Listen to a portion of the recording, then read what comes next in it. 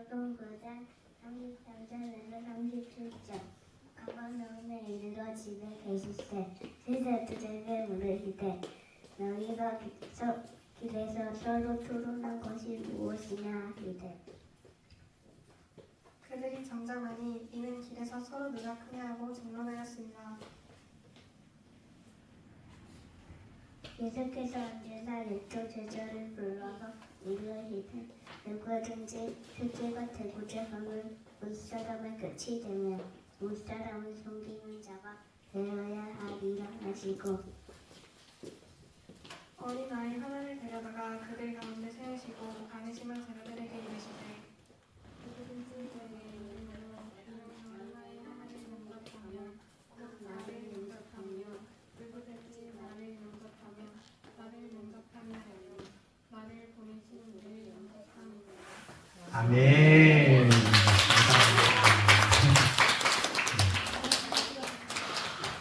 네, 들어가세요 이제. 알았어요.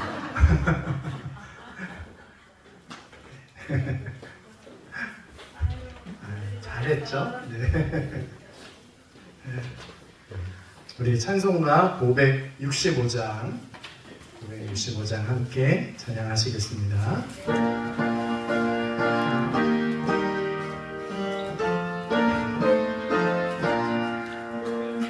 예수께로 가면 나는 기뻐요.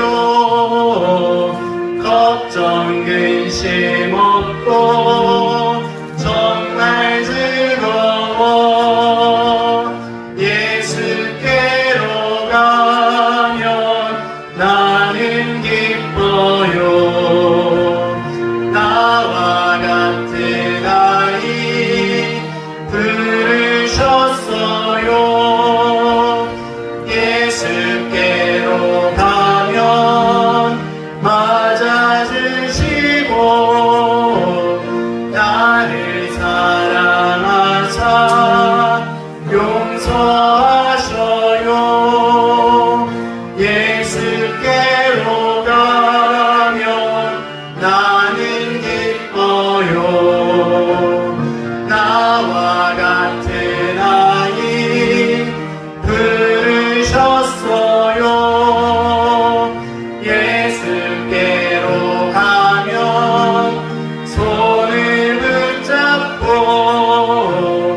어디서나 나를 인도하셔요. 예수께로 가면 나는 기뻐요. 나와 같은 아이 부르셨어요. 아멘. 우리 주님의 평화가 여러분과 함께 하시길 바랍니다. 우리가 늘 인사하는 게 있어요. 여기가 상주거든요. 중간에 상주를 가지고 우리가 항상 주께 영광 이렇게 인사하거든요. 우리 옆에 분들과 항상 주께 영광 하면서 우리 하이파이브 딱 하면서 한 두세 사람 같이 인사하시겠습니다. 항상 주께 영광. 네, 또 안 하신 분들하고도 네.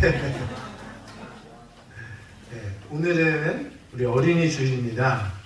예전에 이 어린이 주일을 꽃주일이라고 불렀어요. 네. 어렸을 때 그래서 어린이 주일이면 꼭 불렀던 찬양이 있습니다. 네. 요거 기억나시나요? 기억나시는 분은 같이 부르셔도 돼요. 네. 이게 어떤 찬양이냐면 오늘은 꽃주일 우리들의 날이란다. 이 하늘 이 땅에 꽃이 가득 찼구나. 빨간 꽃도 피고 노란 꽃도 피고 우리는 꽃이다. 향기로운 꽃이란다. 우리는 꽃이다. 하나님의 꽃이다. 아멘. 네. 여기서 마지막에 하나님의 꽃이다. 우리가 하나님의 꽃이다 라고 하는 부분이 너무 좋았거든요. 우리 사랑하는 성도님들 또 우리 아이들 모두가 하나님께서 지으신 아름다운 꽃인 줄 믿습니다. 그 꽃으로 아름답게 피어나시길 주님의 이름으로 축원합니다. 네, 초등학교 학생들이 시험을 봤는데 이런 문제들이 있었대요. 그 문제가 뭐냐면 첫 번째는 화장실을 이용할 때 화장실 문을 열기 전에 해야 하는 것은 무엇입니까? 예상 답은 노크를 한다죠. 노크를 한다. 근데 어떤 초등학생이 이렇게 적어놨대요. 작부를 내린다. 그리고 불행한 일이 거듭 겹침을 뜻하는 사자성어 설땡, 갓땡 여기를 채우는 거예요. 그럼 정답은 설상가상이잖아요. 근데 아이가 여기다가 이렇게 채워놨대요. 설사갓도. 네. 술에 취해서 거리에서 큰 소리를 지르거나 노래를 부르는 것을 사자성어로 뭐라고 하는가? 땡땡땡가 여기를 채우는 거예요. 고성방가잖아요. 답은. 네. 근데 아이가 이렇게 써놨대요. 아빠가 똥? 네. 이 어린이라서 생각할 수 있는 대답이잖아요. 선생님이 이거 틀렸다고 체크해야 될까요? 어른들이 생각할 때는 분명히 틀린 답이지만 아이들의 생각을 어른들이 쫓아가지 못하는 것일 수도 있죠. 아이들은 항상 어른들을 보고 배우는 존재로 우리가 생각하는데 사실 우리 어른들이 아이들에게 배워야 될 때도 있습니다. 아이들의 그 생각, 아이들의 마음, 아이들이 살아가는 그 모습을 보고 우리가 배워야 할 것들도 많아요. 왜냐하면 그 아이들에게는 무한한 가능성이 있거든요. 하나님이 우리 아이들을 어떻게 인도하실지 우리가 알지 못해요. 그 무한한 가능성이 있는 그 아이들이기 때문에 그 아이들을 통해서도 우리가 배워야 된다는 거죠. 누군가 이런 이야기를 했어요. 18세기에는 남자, 그러니까 사람의 인권을 발견했고 19세기에는 여자를 발견했고 20세기에 아이를 발견했다, 어린이를 발견했다라고 말합니다. 그런데 놀랍게도요, 2000년 전에 예수님은 벌써 어린아이들이 내게 오는 것을 금하지 말아라. 하나님의 나라가 이런 어린아이들의 것이다 라고 말씀해 주셨습니다. 오늘 우리 혜윤이와 민준이가 읽어준 성경 본문도 예수님께서 우리에게 그렇게 주신 아주 놀라운 말씀 가운데 하나거든요. 오늘 이 본문의 9장 말씀의 처음을 보면요, 변화산 사건이 나옵니다. 예수님이 베드로, 야고보, 요한을 데리고 산에 올라가셨는데 거기에서 옷이 광채가 나고 또 예수님의 모습이 세상의 빛으로는 설명할 수 없는 그런 흰 모습으로 변화된 사건이 있었습니다. 그리고 그곳에서 예수님이 모세와 엘리야와 함께 대화를 나누셨어요. 이 본문이 똑같은 본문이 기록되어 있는 누가복음 9장에 보면요, 이 모세와 엘리야와 예수님이 나누신 대화의 주제가 뭐였냐면 예수님의 죽음이었어요.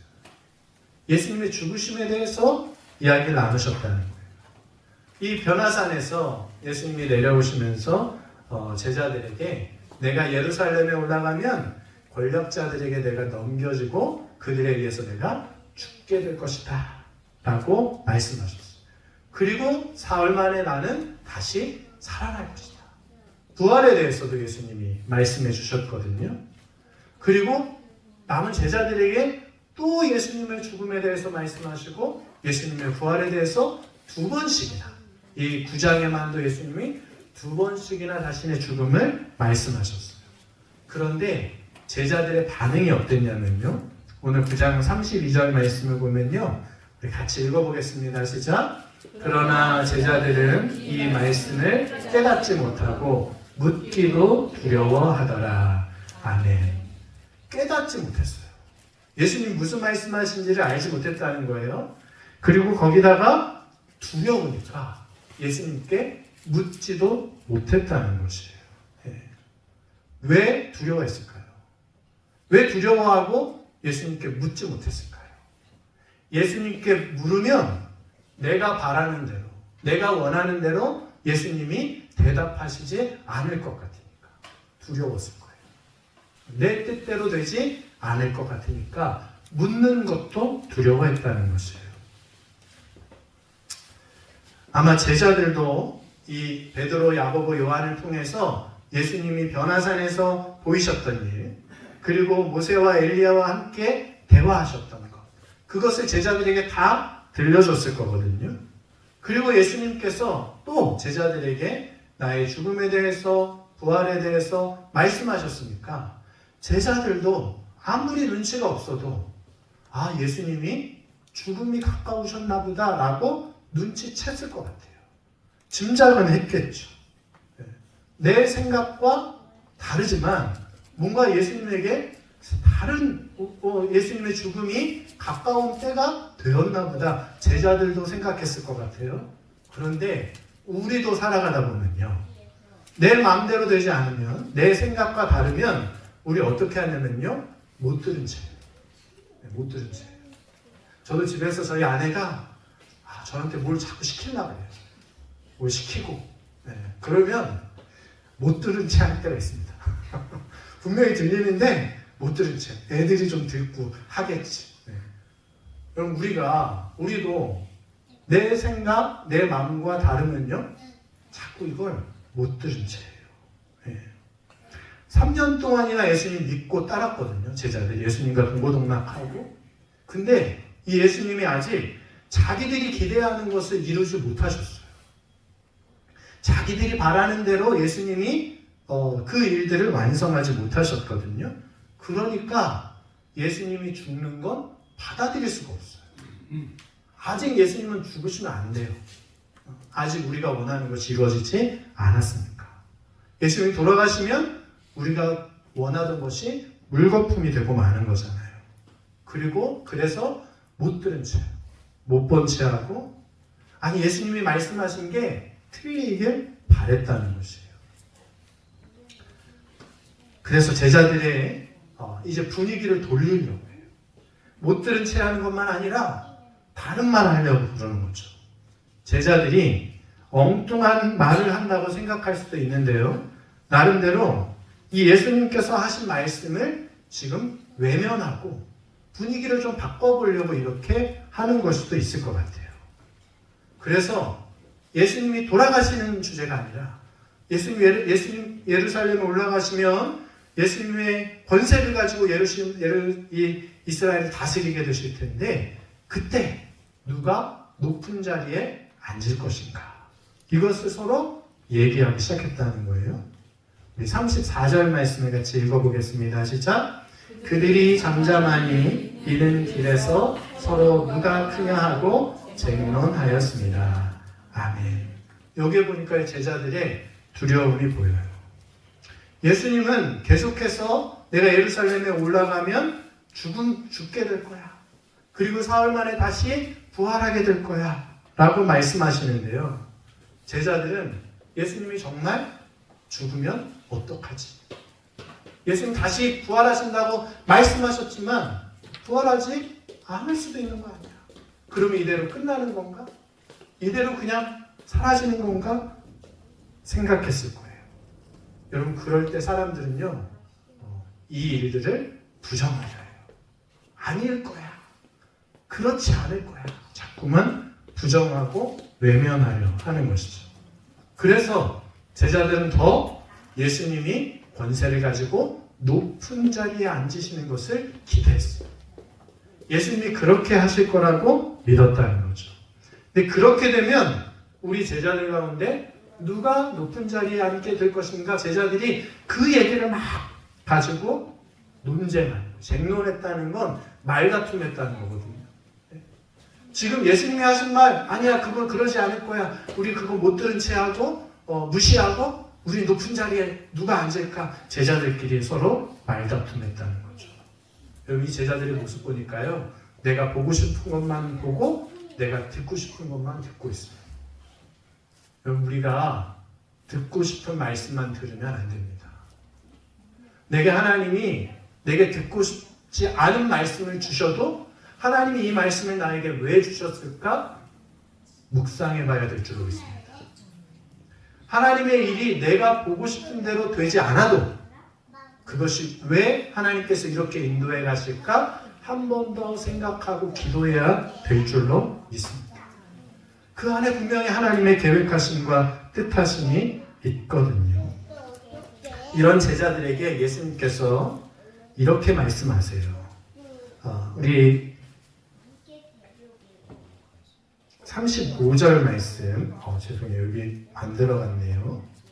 35절 말씀 우리 같이 한번 읽어보겠습니다. 시작. 예수께서 앉으사 12 제자를 불러서 이르시되 누구든지 첫째가 되고자 하면 무사람의 끝이 되며 무사람을 섬기는 자가 되어야 하리라 하시고. 아멘. 예수님은 이 말씀처럼 사셨어요. 이게 예수님의 정신이셨거든요. 예수님은 늘 섬김의 자, 낮은 자리, 겸손한 자리에 있으셨어요. 그런데 제자들은 자기들의 생각을 포기하지 않았어요. 예수님 말씀하신 걸 듣지 않았다는 것이에요. 네.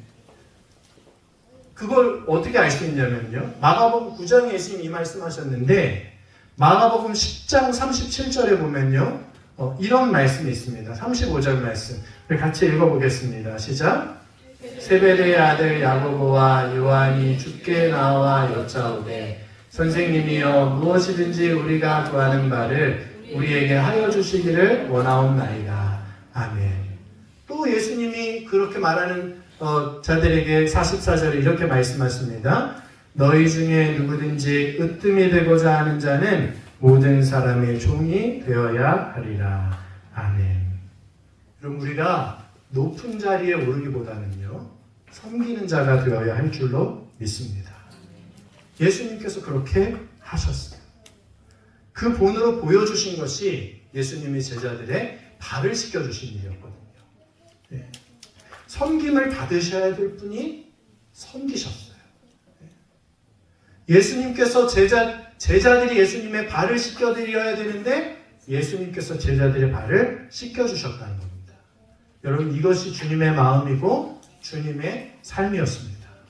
또한 예수님이 말씀하신 것처럼 우리도 그렇게 살아야 될 줄로 믿습니다. 그것을 가르쳐 주시기 위해서 예수님께서 어린아이 하나를 세워주셨거든요. 우리 36절과 37절 말씀을 다시 한번 같이 읽겠습니다. 시작.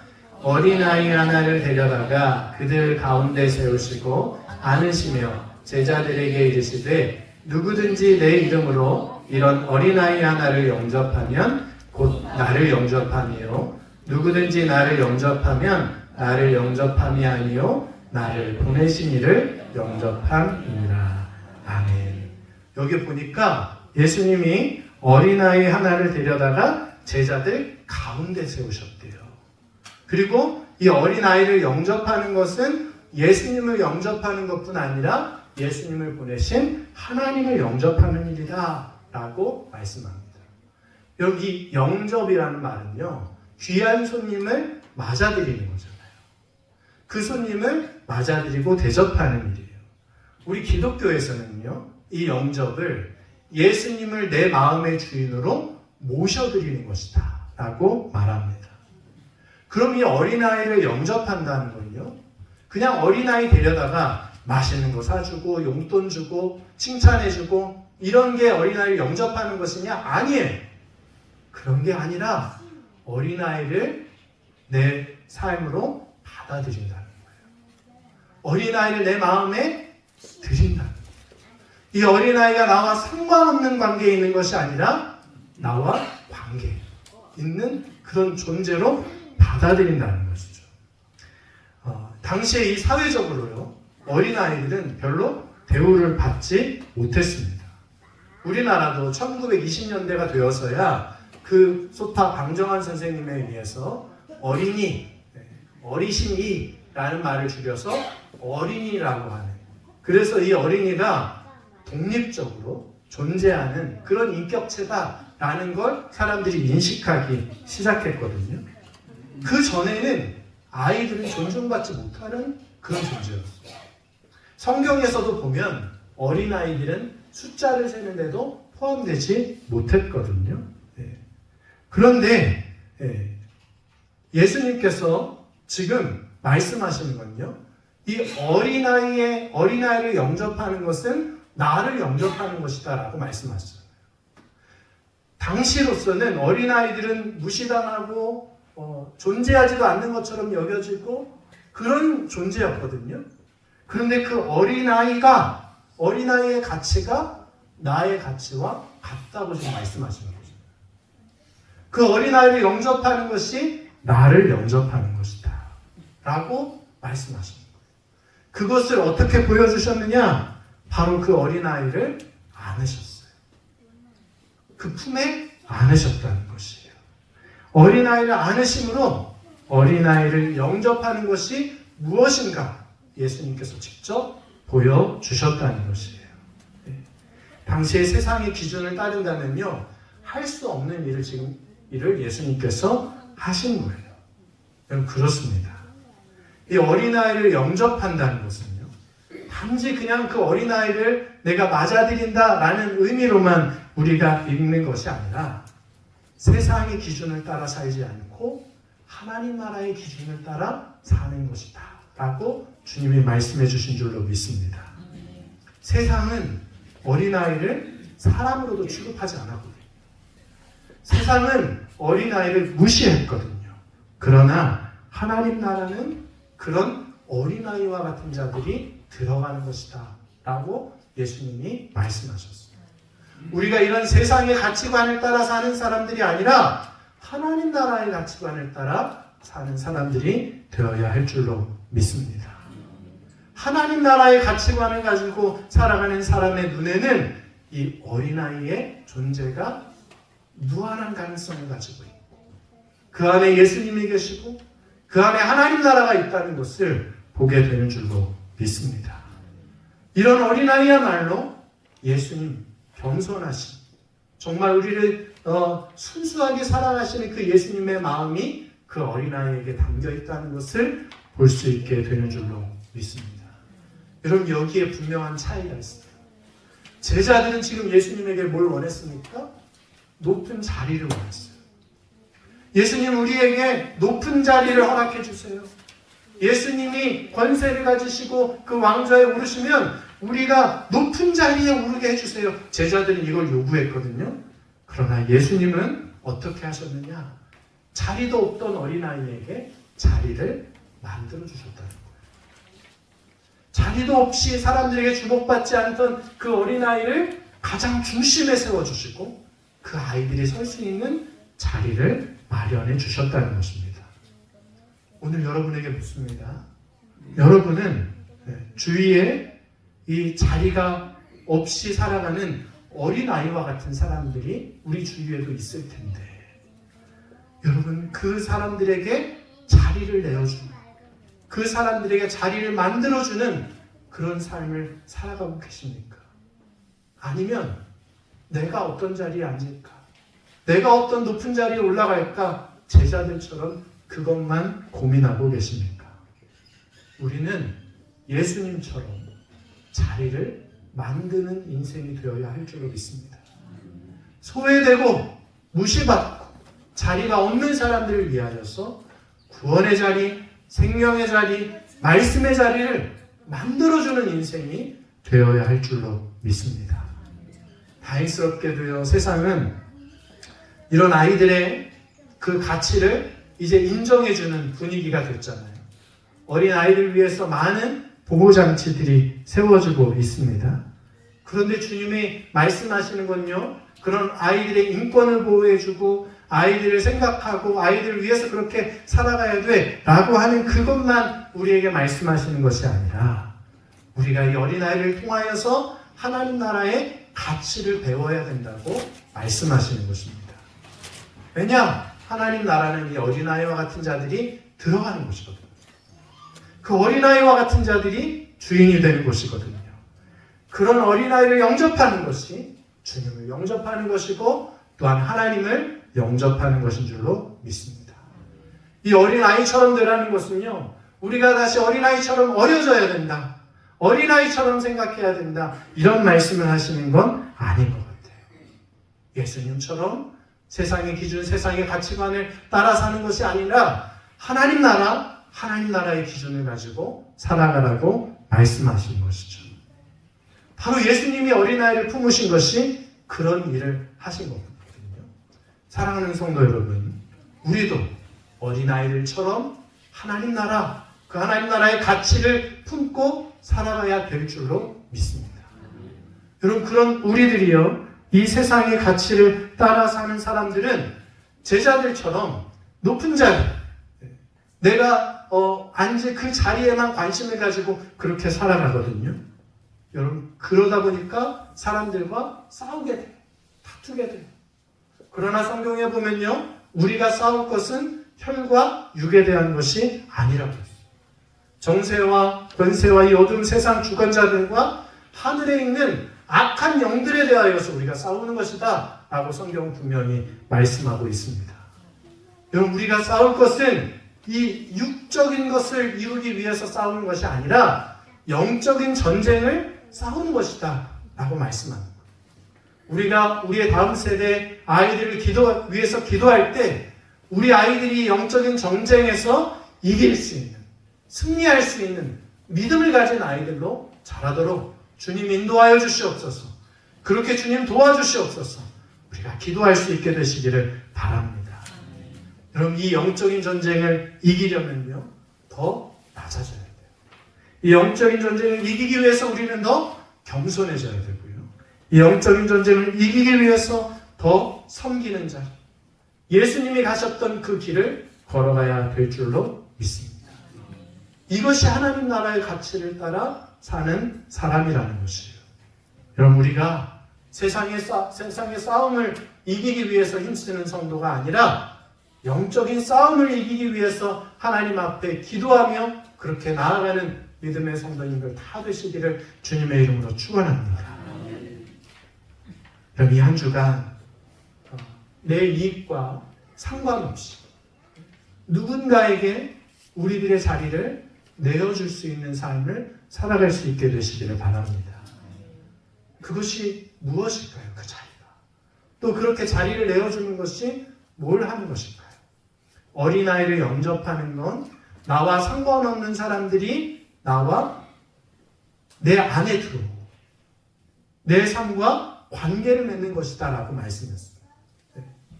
내가 알지 못하는 사람이라 하더라도, 내 밖에 있는 사람들이라 하더라도 여러분이 따뜻한 말을 한마디 건네는 것, 작은 선물을 주는 것, 따뜻한 미소를 보여주는 것, 그것이 나와 관계없던 사람들이 내 마음에 나와 연결되어지는 일이 되는 것입니다. 그것이 그 사람들을 위하여서 자리를 만들어주는 일인 줄로 믿습니다. 예수님께서 어린 아이를 안으셨던 것처럼, 그리고 그 아이를 가운데 세워주셨던 것처럼 여러분 주위에 있는 사람들을 여러분 안으시고 품으시고 그 사람들을 위한 자리를 만들어주고 그 자리를 세워주는 삶이 되시기를 주님의 이름으로 축원합니다. 기도하겠습니다. 하나님 감사합니다. 우리가 주님 안에 거할 때 세상의 기준, 세상의 가치관을 따라 사는 것이 아니라 하나님 나라의 말씀을 순종하며 살아가는 자 되기를 소원합니다. 하나님, 그것이 어린아이를 영접하는 일이고 또 그 어린아이를 영접하는 것이 주님을 영접하여 하나님을 영접하는 일이다. 귀한 말씀을 우리에게 주셨습니다. 하나님, 우리의 삶에서 예수님께서 그 어린아이를 위해서 자리를 만들어 주셨던 것처럼 우리의 삶에 소외되고 어려운 가운데 있는 이들, 하나님 우리와 상관없다고 여겼던 그들을 위하여서 우리가 마음의 자리, 또 사랑의 자리, 섬김의 자리를 만들고 내어줄 수 있는 삶이 되도록 주님 인도하여 주시옵소서. 감사와 영광 주님께 올려드리며 예수 그리스도의 이름으로 기도하옵나이다. 아멘. 우리 찬송가 50장 함께 찬양하시겠습니다.